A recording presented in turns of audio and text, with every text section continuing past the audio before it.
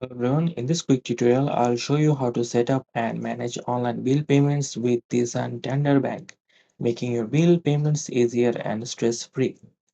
Start by logging into your account, online banking account, and if you don't have an account yet, check out how to enroll on the Santander website. Uh, Once logged in, go to the bill pay section and you'll see a quick link for bill pay. Click on that to get started. Now, click on add a company or person.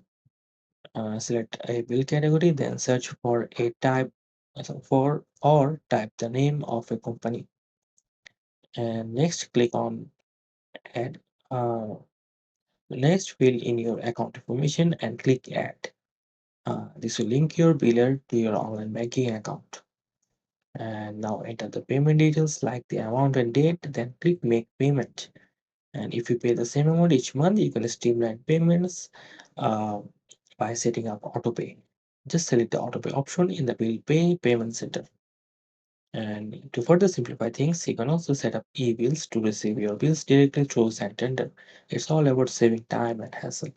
And you can also watch this video that explains it all.